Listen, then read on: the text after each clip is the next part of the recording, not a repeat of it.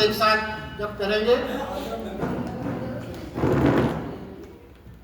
ओम भूर्भुवः स्वाहा तत्सवितुर्वरेण्यं भर्गो देवस्य धीमहि धियो यो नः प्रचोदयात्। ओम नमो भगवते वासुदेवाय। सभी आदरणीय मित्रों को मेरा सादर अभिवादन प्रणाम। हम भगवद गीता के 7वें अध्याय को निरंतर ले रहे हैं, भगवत ज्ञान विज्ञान योग, जिसका अगला क्रम आज प्रारंभ करने जा रहे हैं। भगवान कहते हैं हमारा सब कुछ प्रकृति से निर्मित है, चाहे हमारा शरीर हो, हमारा मन हो, हमारी बुद्धि हो और समस्त संसार जिसमें हम रह रहे हैं, सब कुछ प्रकृति से ही निर्मित है। और ये भी कई बार अपन ने समझा। आइए सर, स्वागत है आपका। आइए।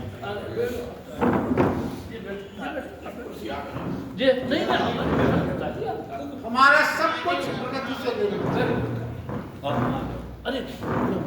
देखिए, हमारा शरीर, हमारा मन, हमारी बुद्धि, समस्त संसार प्रकृति से ही निर्मित है। मगर इससे तरना और पार पाना और इस माया का उल्लंघन कर पाना बहुत कठिन माना गया। हमेशा ये चर्चा आती है कि इस माया से पार होना बड़ा दूभर कार्य, बड़ा दुष्कर है, बड़ा कठिन है। पहले ही समझे और इसे जीतना बहुत कठिन माना गया, बहुत कठिन। बड़ी बड़ी साधना करने वाली भी पार पाने में अंततः किसी न किसी कारण से सफलता नहीं पा पाती। तो पहले ही समझे कि जो जीतने की बात कही गई है इन सब चीजों को, तो क्या है, उसका अर्थ क्या है। जीतना मात्र इतना है कि हम अपने शरीर के, मन के, बुद्धि के गुलाम न रहें, बल्कि उनके मालिक बन जाए। यही जीतना है। ज्यादातर यही नहीं हो पाता। और देखिए, अब समझें कि प्रकृति को जीत पाना कठिन क्यों है, क्यों कठिन है। ये तो अपन सब जानते हैं कठिन है, मगर कठिन का कारण क्या है। तो देखिए, प्रकृति जो है वो असाधारण शक्ति वाली है, अलौकिक है, अद्भुत है, विचित्र है। कैसे?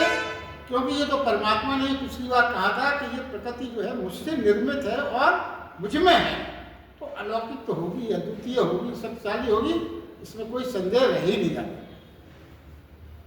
और देखिए, हम भी तो उसी शक्ति से निर्मित है। हमारा शरीर जो भी है उसी प्रकृति से हम भी निर्मित है। सब कुछ है हमारा उसी से निर्मित। मात्र हमारे भीतर जो आत्मा परमात्मा स्वरूप बनी है उसको छोड़कर बाकी सब प्रकृति से ही निर्मित है। तो प्रकृति से क्या है, हमारा मन, बुद्धि, शरीर सब प्रकृति से निर्मित है। अब देखिए, है क्या, अपन को हमेशा ये बताएगा कि सब मट्टी है, आपका शरीर सब अंततः मट्टी से। तो प्रकृति भी मट्टी है क्योंकि नाशवान है, नश्वर है, नष्ट हो जाना है, विलीन हो जाना है, और हमारे शरीर को भी नष्ट हो जाना है। तो दोनों को जो शास्त्र में कई जगह लिखा है मट्टी स्वरूप माना गया। अब है क्या, बहुत सरल शब्दों में समझ में जा सकता है। वो ये चर्चा हो रही है कि हम जीत क्यों नहीं पाते। देखिए, प्रकृति भी मिट्टी और हम भी मिट्टी, तो हम क्या कर रहे हैं, मट्टी को मट्टी से लड़ा रहे हैं, तो जीत कैसे होगी। वो भी मट्टी है प्रकृति, और हम भी प्रकृति से ही निर्मित है, मट्टी है, वो भी नाशवान है, सब हमारा शरीर और सब।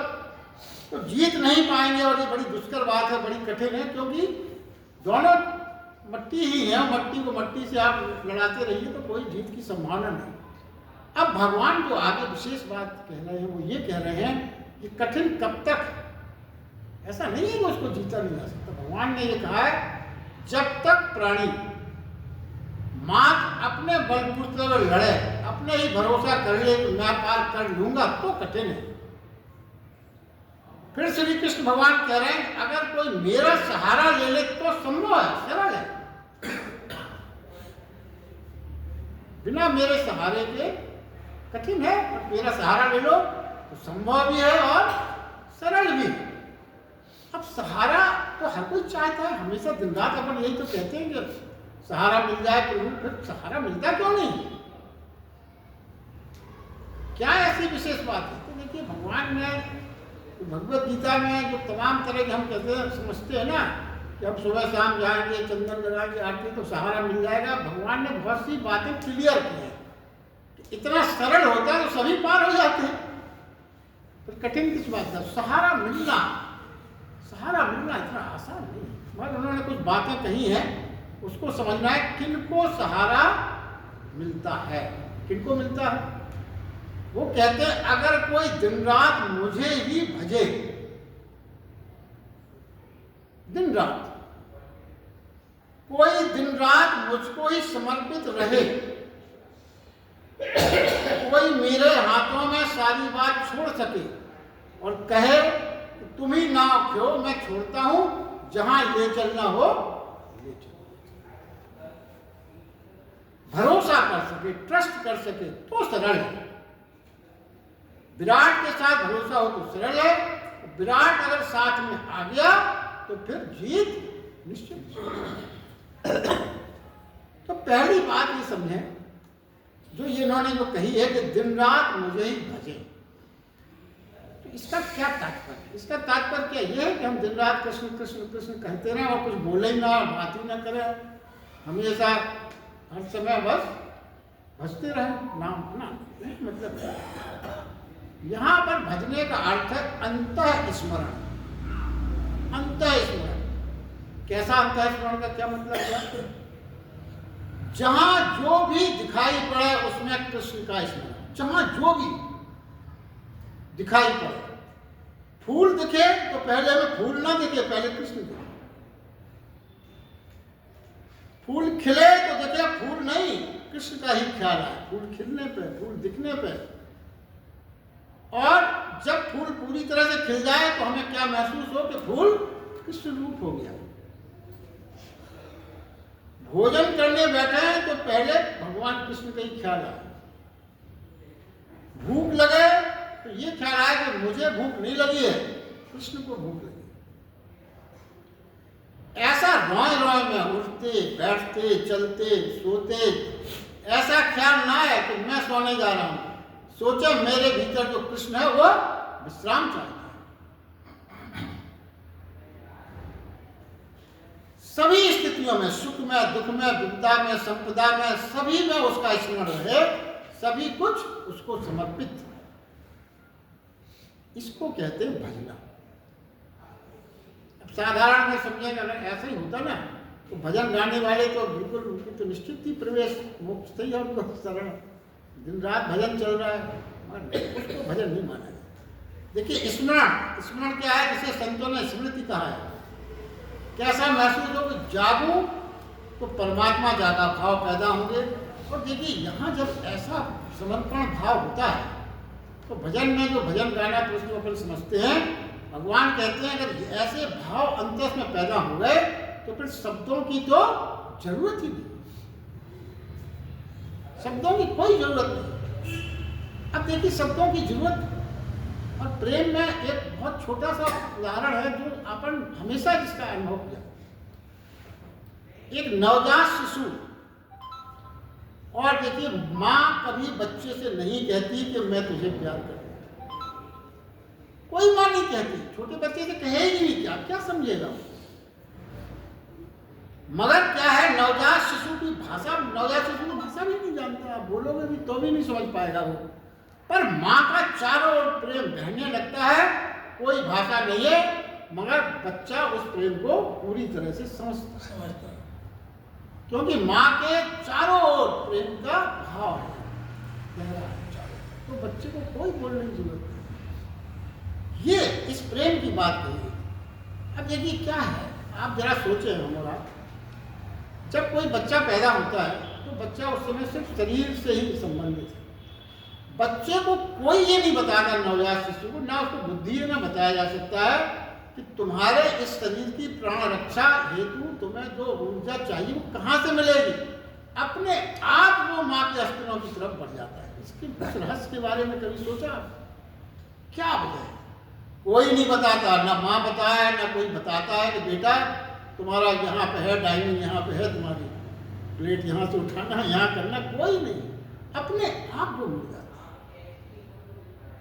क्योंकि वो पूरी तरह से शारीरिक, तो जब आप वो अपने आप को शरीर मानता है, तो शरीर की आवश्यकताएं कहाँ से पूरी होंगी उसको कहना नहीं पड़ता। इसी में अगर दूसरी स्टेज में अगर अपन अपने को ले जाए, जो कई बार कहा गया कि बड़ा कठिन है कि हम अपने को शरीर नहीं आत्मा माने। बच्चा तो अपने को शरीर मान रहा है तो वहाँ पहुँच गया। अगर आत्मा माने तो फिर परमात्मा को खोजने के लिए किसी अतिरिक्त प्रयास की जरूरत ही नहीं है। जिस दिन हमने ये विचार अंतस में धारण आ गया कि हम शरीर नहीं है, आत्मा है, तो परमात्मा की ओर तो जैसे नवजात शिशु स्तन की ओर अपने आप बढ़ जाता है, वैसे ही हमारे कदम परमात्मा की ओर स्वाभाविक रूप से बढ़ जाएंगे। किसी राय की और किसी को बताने की, किसी साधना की कोई आवश्यकता नहीं। ये तथ्य है। उतनी जागरूकता और उतनी साधना की पराकाष्ठा जब अपने अंदर हो जाए, तो देखिए प्रभु के स्मरण का अर्थ यहाँ क्या है? प्रभु के स्मरण का अर्थ है अमरत्व का स्मरण, चैतन्य का स्मरण, परम सत्ता का स्मरण। प्रभु के स्मरण का ये मतलब है। स्मरण ऐसा नहीं कि कुछ देर घर में बैठ गए, थोड़ा दिया बत्ती लगा ली, स्मरण कर लिया, अपन ने सोचा स्मरण हो गया, ना, ऐसा स्मरण नहीं, वो स्मरण नहीं माना गया। स्मरण ऐसा हो कि आपके रोए में, आपके श्वास श्वास में, हृदय की धड़कन में प्रवेश कर जाए। उठे तो भजन, सोए तो भजन, चले तो भजन, यही बुद्धिमत्ता है। और इसी भजन की बात यहाँ की जाए। अब आगे भगवान कहते हैं कि माया द्वारा, देखिए एक तत्व जो है बताया गया है, एक सत्य यह है, जब संसार में वो कहते हैं वर्ग भेद, जो अभी अपन ने कई तरह के भेद अपन देखते हैं, बुरा काले का भेद, धनी अमीर का भेद, ज्ञानी अज्ञानी का भेद, बलवान कमजोर का भेद, कई प्रकार से हम वर्गीकृत हैं। कृष्ण भगवान ने आगे के श्लोक में कहा कि संसार में जब ये सारे वर्ग भेद मिट जाएंगे, जिसकी परिकल्पना अपन करते, बार बार ये कहा जाता है कि वर्ग भेद नहीं होना चाहिए, वर्ग भेद मिटा दें, सब समान माने जाना चाहिए। फिर भी भगवान ने यहाँ ये कहा है, चाहे सारे वर्ग भेद मिट जाए, मनुष्यों का विभाजन सत्य के आधार पर, तो भी दो प्रकार से तो बना ही रहेगा, उसको मिटाया नहीं जा सकता। कौन से दो प्रकार भगवान ने यहाँ बताए हैं? एक वो मनुष्य जो प्रभु की ओर उन्मुख है, प्रभु की ओर ही निहारते हैं, एक वर्ग होगा, और दूसरा वर्ग होगा जो प्रभु की ओर उन्मुख नहीं है और उसकी ओर पीठ खड़े किए। ये वर्ग मिटाए नहीं जा सकते। संसार से सारे वर्ग भेद मिट जाएंगे, मगर ये दो भेद स्थायी है, हमेशा रहे। जो एक प्रभु की ओर उन्मुख है और एक जो प्रभु की ओर उन्मुख नहीं है, पीठ किए खड़े हैं, ये भेद हमेशा रहेगा।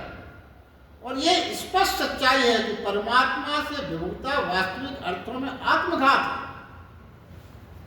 परमात्मा से विमुखता तो संभव ही नहीं है, फिर भी अगर आप मानसिक रूप से परमात्मा से विमुख होते हैं तो ये आत्मघात करने के समान है। इसके कारण ही भगवान ने यहाँ पे कहा है कि जो इस तरह के लोग हैं वो मूढ़ हैं। मूढ़ शब्द का इस्तेमाल किया है। जो परमात्मा की ओर उन्मुख नहीं है वो क्या है? मूढ़ मानेगा। मूढ़ परमात्मा का भजन नहीं करता। उसका परिणाम क्या होता है? जब वो परमात्मा का भजन नहीं करता है तो क्या होता है? उसके और परमात्मा के बीच में जो ब्रिज बनता है शक्तियों के आदान प्रदान का, वो ब्रिज का निर्माण नहीं। शक्तियों की अपनी शक्ति को मानता है और परमात्मा की शक्ति उस पर संचालित होने का रास्ता ही नहीं खुलता है, ब्रिज बनता है नहीं बनता। तो इसीलिए उसको मूढ़ कहा जाए। अब जाके लहरें सागर की, यार ये विमुख हो जाए सागर से, सोचे मैं ही हूँ जो कुछ हूँ, तो विमूढ़ता है। लहर कैसे हो सकती है सागर के प्रति? अगर वो अपने ही अस्तित्व को माने और परमात्मा सागर के अस्तित्व को नकार दे, ये संभव नहीं है। आगे वो कहते हैं कि यदि क्या होगा यदि प्रभु का साथ छूट जाए, तो वो कहते हैं क्या होगा? जीवन में उपद्रव प्रारंभ हो जाए और दुर्गुणों का पूरा समूह हमारे जीवन में प्रवेश कर जाए। क्योंकि दुर्गुण इसी का तो इंतजार कर रहे हैं ना कि आप थोड़े से विमुख हों। नीचे जाना तो बहुत सरल है ना, आप नीचे की ओर अपने कदम बढ़ाए, फिर आप इतनी तेजी से नीचे जाएंगे फिर आपके बस में नहीं रहेगी बात, तो दुर्गुणों का भंडार हो जाएगा। एक गलती से आपके अंदर जाने कितने दुर्गुणों का संचार हो जाएगा। और अब ये देखिए आगे भगवान ने ज़्यादातर ये कहा गया कि सारी चीज़ें संसार, तो उन्होंने भक्तों की भी क्लासिफिकेशन की है जो अपने आप में अद्वितीय है। पहला भक्तों के उन्होंने यहाँ पे 4 प्रकार बताए, एक एक का हम संक्षेप में वर्गीकरण कर रहे हैं। पहला भक्त आर्थिक भक्त, आर्थिक में तो अर्थ को चाहने वाला भक्त। तो क्या है, इन भक्तों की श्रेणी में वो आते हैं जो न्याय युक्त सुख सुविधाओं की इच्छा रखते हैं, धन और वैभव की आदि की उनमें इच्छा रहती है, और ये इच्छा हम सब में है। और भगवान ने भी ये बात स्वीकार की है, वैभव की इच्छा रखना, धन की इच्छा रखना आप संसार में है तो इसमें कोई गलत नहीं, स्वाभाविक माना उन्होंने। लेकिन गीता की यही विशेषता है जो मनुष्य की स्वाभाविक कमियां हैं, भगवान ने उसको स्वीकार किया। मगर वो आगे क्या कहते हैं, आर्थिक वक्त उनकी नजर में क्या है कि वैभव और धन वो पाना जरूर चाहे, मगर वो दुनिया से नहीं, केवल परमात्मा से ही चाहे। उसको देने की प्रार्थना और सामर्थ्य अपन को किसमें दिखे, मात्र परमात्मा में ही दिखे, दूसरों से नहीं। इसको उन्होंने आर्थिक भक्त कहा। वस्तुतः क्या है, देखिए इसके पीछे रहस्य क्या है। भगवान की ओर लगे रहने से धन की इच्छा स्वतः कम होने लगती है। आपने जितनी साधना के महसूस किया होगा, भगवान की भक्ति और साधना में लगे व्यक्ति धन के प्रति धीरे धीरे अरुचि अपने आप होने लगती है,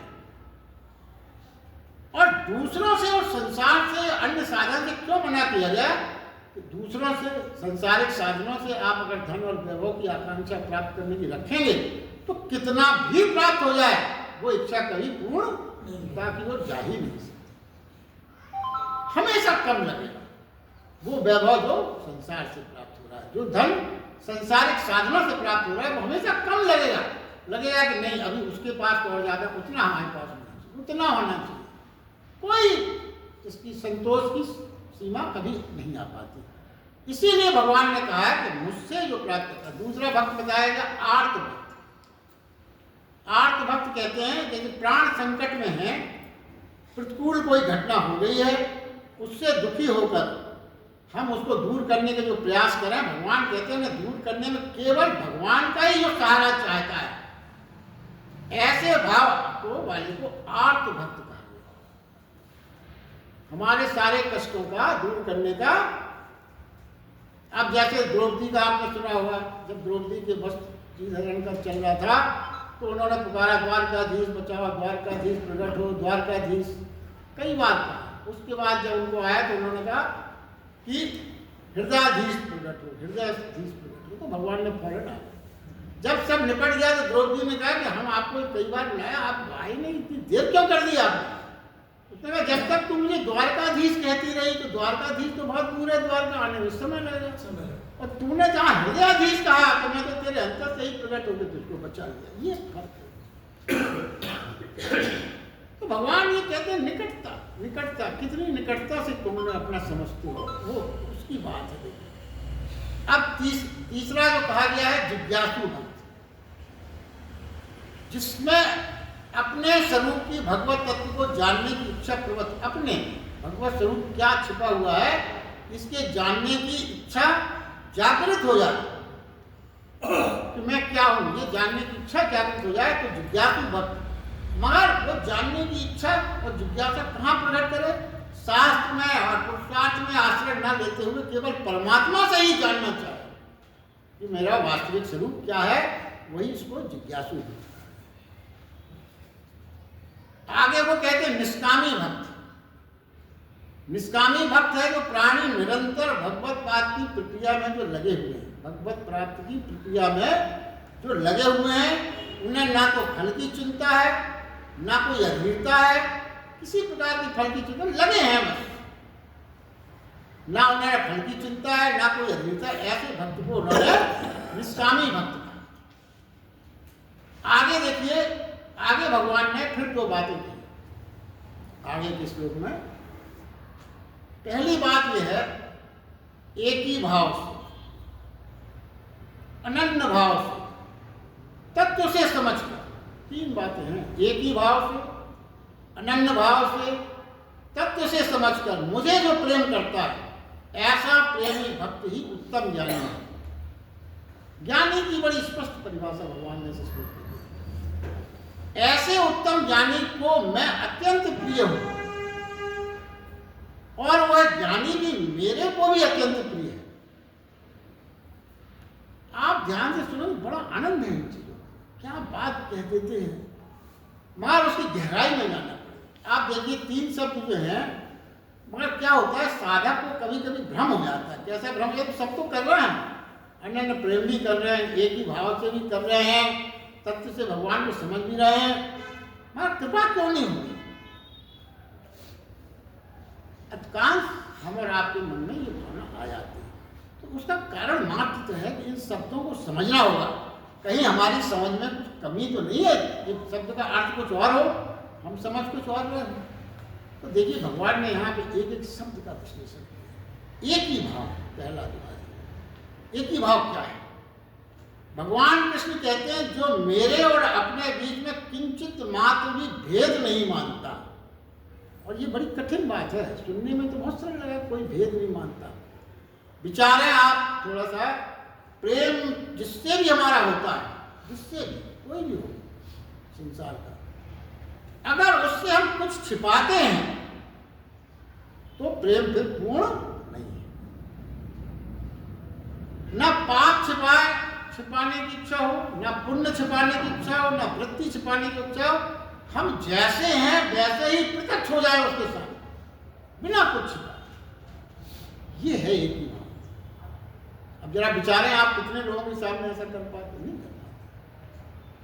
कितना भी कुछ भी कोई करीबी हो, चाहे पति हो, चाहे पत्नी हो, चाहे मित्र हो, चाहे भाई हो, कहीं ना कहीं कुछ ना कुछ छिपा हुआ तो रखना ही पड़ता है। मगर भगवान कहते हैं, अगर ऐसा नहीं है तो फिर एक ही भाव। देखिए, एक ही भाव का सरलतम उदाहरण जो बताते, सुनिए। एक छोटा बच्चा है, ना समझ, वो एक पड़ोसी के घर में घुस के फल चुरा लेता है, चुरा के खा लेता है, और फिर दौड़ता हुआ अपने घर की तरफ आ रहा है। उसको जल्दी मालूम किस बात की, मैं अपनी माँ को ये बता दूं कि आज मैंने फल चुरा के खाया, बड़ा आनंद आया। ये कहलाता है कुछ भी ना छिपाने की। ये जो सरलता है बच्चे, ऐसा एक ही भाव जीवन में अगर हो, उसी को एक ही भाव क्या। जब तक हम एक दूसरे से कुछ छिपाते हैं तो दूजापन रहता है, द्वैत रहता है, दूसरापन मौजूद रहता है। और जब तक ये दूजापन है, द्वैत है, जब तक आपका प्रेम पूर्ण नहीं माना जाए। अब तत्व से जानना क्या है? गीता में बहुत बार आया है, तत्व से जानना, तत्व से जानना। तो क्या है, वो जानते तो हैं, तत्व से जानना अलग क्यों मानना है? क्या फर्क है?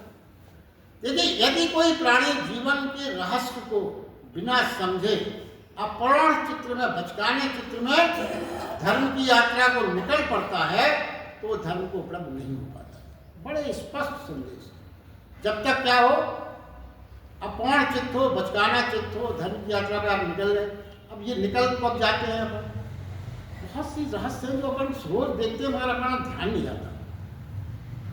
आपकी गहराई नहीं है समझ में, उसकी पौणता नहीं है, फिर भी आप धर्म की ओर निकल पड़े। तो क्यों निकल पड़े? वो कहते हैं धर्म नहीं पा पाओगे, तो निकले ही क्यों? फिर भी आदमी निकलते क्या है? जीवन को सत्य के समझे बिना जो निकल पड़ते, प्रलोभन, लोभन के बस, अट्रैक्शन के बस निकल पड़ते। ये उन्होंने क्या अट्रैक्शन हुआ? हमने सुन लिया प्रवचन में या पढ़ लिया कहीं कि धर्म में परमानंद है, सभी संत कहते हैं, तो हमारा लोभ जाग गया इस परमानंद को पाना है। क्योंकि हम तो आनंद के खोजी, हमारा तो मनुष्य शरीर ही, मनुष्य का चित्त हमेशा आनंद की खोज में रहता है। तो किसी ने कह दिया कि इस यात्रा में, धर्म की यात्रा में बड़ा परमानंद है, निकल पड़े। तो हमें परमानंद को लोभ जाग गया हमारा। क्या लोभ जाग गया? कि इस आनंद को भी पा लें। अब ये भी जान लें कि जिन संतों ने ये कहा है कि धर्म की राह में परमानंद है, उन्होंने साथ में ये भी कहा कि अगर लोभ होगा तो परमानंद न पा सकोगे। दूसरी लाइन सुनी नहीं अपन ने पूरी। उन्हीं संतों ने ये भी कहा है आगे कि यदि लोभ होगा तो उस परमानंद को तो ना पा पाओगे। अब क्या है, सुन लिया। क्या सुन लिया? समाधि में परम पुष्प खिलते हैं, पढ़ते हैं ना अपन किताबों में या कहीं प्रवचनों में, समाधि में परम पुष्प खिलते, मृत्यु भी थक जाती है। देखिए आपने कई जगह पढ़ा होगा और कई दृष्टांत में आया कि उन्होंने समाधि लगाई, सैकड़ों वर्ष तक बैठे समाधिस्थ रहे, तो मृत्यु नहीं आ पाई उनके पास। इतनी उम्र थोड़ी होती है जितनी समाधियों में। तो कई बार कई दृष्टांत ऐसे आए हैं, जाने कितना लंबी अवधि तक समाधि लगी है, वो जीवित है। तो क्या अपन ने इस कहानी को सुना तो या दृष्टांत को सुना कहीं भी, तो अपने दिमाग में क्या आया, यहाँ तो मृत्यु भी थक जाती है समाधि लगाने से। तो समय स्वयं जान लेता है, मृत्यु भी उससे हार जाती है। इसका मतलब जो समाधि लगाने में सफल होता है, मृत्यु भी उससे हार जाती है। तो मन एक लोभ पकड़ता है, क्यों ना हम भी इसको पाल लें। मृत्यु से बचने के लिए एक लोभ जागृत हुआ कि इसको हम भी क्यों ना पालें। वह सोचता है कि संसार में तो सब आनंद ही आनंद है, बहुत अच्छा चल रहा है, सब ठीक है। अधिकांश लोगों की बात हो रही है, सब ठीक चल रहा है, बड़ा आनंद है। अब इस आनंद में एक आनंद परमात्मा का भी जोड़ लो, प्लस कर ले, तो इसी में थोड़ा सा सुख और जोड़ ले। जैसे आप बढ़िया सोफा की गद्दी पे बैठे हैं, कोई आपको ये कह दे कि इसमें कुशन और लगा लो तो और अच्छा लगने लगेगा, तो आपने कहा लाओ भाई कुशन लगा के देखते हो। सोफा का सुख नहीं छोड़ पा रहा है, तो कुशन लगाने के लिए तैयार हो गए। क्यों? ऐसे ही हम परमात्मा को समझते हैं। संसार में तो बड़ा आनंद है, सब अच्छा चल रहा है, अब इसमें भी आनंद है तो लाओ भाई इसको भी हम ले लें साथ। ये लोभ जो है ना, ये जो मिल रहा है वो मिलता रहे, इसको हम और प्लस कर ले अपने जीवन में। अच्छा, ये तो हो गया अट्रैक्शन, लोभन जिसको कहते हैं। एक कारण और भी है धर्म की ओर जाने का, वो है भय, डर। भगवान की ओर जाने के लिए डर भी प्रेरित करता है मन के। ये सब चीजों की इसलिए विश्लेषण है कि आप साधना और उसकी वजह से नहीं गए, भय की वजह से। देखिए बहुत स्पष्ट कहा गया है। जैसे बुजुर्ग जब हो जाता है, हम आप सब बुजुर्ग ही हैं ज़्यादातर, तो क्या लगता है कि मृत्यु पास आते दिखती है। उम्र हो गई, हमेशा बात होती है अब तो भाई लास्ट चल रहा है, पता नहीं कब मृत्यु आ जाए, हो गया जीवन, देख लिया जीवन। अब ये बात ये भी समझ में आती है, ये जो मृत्यु पास आ रही है, हमने इतने पूरे परिवार जनों को जो पाला पोसा बड़ा किया, वो ना बचा पाएंगे, किसी की ताकत नहीं। मित्र नहीं बचा पाएंगे जिन्हें हमने अपना, जिनको माना खूब माना, मगर ना बचा पाएंगे, कोई उससे नहीं बचा पाएगा। ये हमने समझ लिया। फिर क्या है, कहीं सुन लिया प्रवचन में या किताब में कि परमात्मा ही इसमें कुछ मददगार हो सकता है, बाकी जो हमारे रिश्तेदार बच्चे और मित्र वो मृत्यु से बचाने में हमारी कोई मदद नहीं कर सकते। सुनने में क्या आ गया, कई संतों को सुन लिया, एक किताब में पढ़ लिया कि एक ही है परमात्मा जो इसमें मददगार हो सकता है। बस क्या करने लगे, इस भय के कारण, इस मृत्यु से बचने के कारण हम मंदिर और मस्जिद और चर्च में पहुंच गए। चलो भाई जब कुछ नहीं मिल रहा है तो भगवानी का सहारा ले लो, वही हमें बचा दे, शायद बचा ले। ये अपन ने सबने महसूस किया, मगर अपन इसको इशारा नहीं समझ पाते। कारण यही, आप ये देखिए मंदिरों में भीड़ ज्यादातर, बाकी आप समझ लें किसकी रहती है। तो ये सब है। अब देखिए, और ज्यादातर जो मंदिर में आज बैठे हुए दिखते हैं वो जवानी में है, कभी नहीं आए, जवानी में नहीं आए वो। क्यों? और देखिए ये भी आपने अनुभव करिए, जवानी में खुद तो आए भी नहीं, और आज जब उनको लग रहा है ये मृत्यु स्थिति बचा सकती, मगर आज भी वो अपने बच्चों से कहते हैं कि अभी तो तुम जवान हो, धर्म से तुम्हें क्या लेना देना, तुमको धन कमाओ, धन कमाओ। ये आज भी हम अपने बच्चों से भी यही कहते हैं। इतने अनुभव के बाद खुद तो जवानी में आए नहीं, जब समझ में आया तो आप भय के कारण पहुंचे, मगर आज कम से कम जब समझ आ गई बच्चों को तो लाइन में लाओ। नहीं, बच्चों में कहते बेटा तुम्हें क्या जरूरत है, तुम तो अभी जवान हो, धर्म से क्या लेना देना, अभी तो तुम धन कमाओ, मौज करो। ये कारण है। बहुत सी चीज़ें हैं जो हमें नहीं मिल पाती हैं, तो हम ना मिलने के लिए भगवान को दोष देने लगते। भगवान को कोई दोष मत दो। भगवान ने कुछ नियम बना रखे हैं, वो भी पालन बिना किए आपको कुछ नहीं दे सकता। अब क्या है, तत्व से जानना फिर है क्या? तत्व से जानना जो ये जान पाता है क्या संसार दुख है, व्यर्थ है, ऐसा जानकर, मानकर नहीं, सुनकर नहीं, जानकर, वही तत्व से जानकर जा रहा है।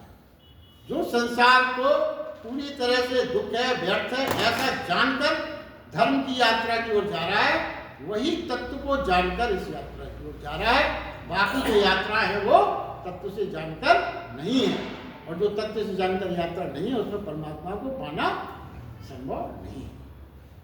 श्री कृष्ण तभी कह रहे हैं कि वे मेरे को प्रिय है जो तत्व से समझकर मेरे पास आते हैं, और उन्हें ही मैं ज्ञानी कहता हूं।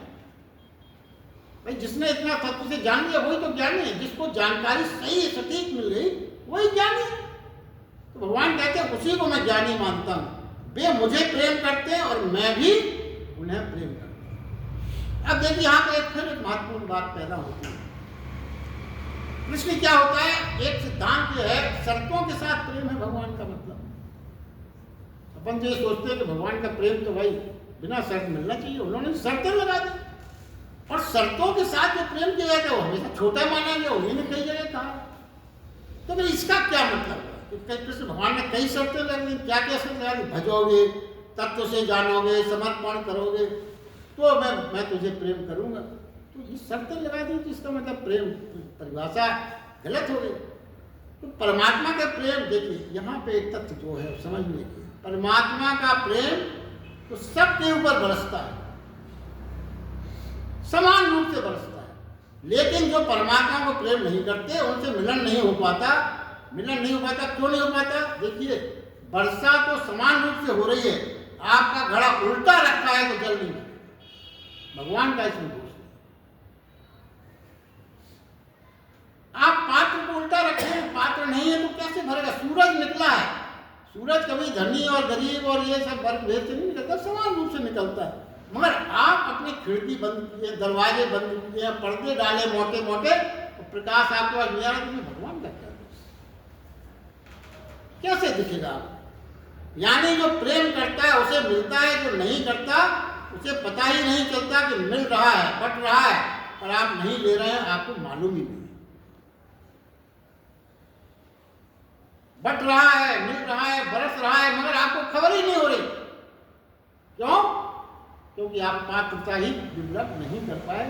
आप छिपे हुए बैठे हैं, जहां बट रहा वो जाने की आपको पता ही नहीं। जो तत्व से समझ गया वो ठीक है। क्या समझ गया? वो तत्व से समझने में क्या समझ गया?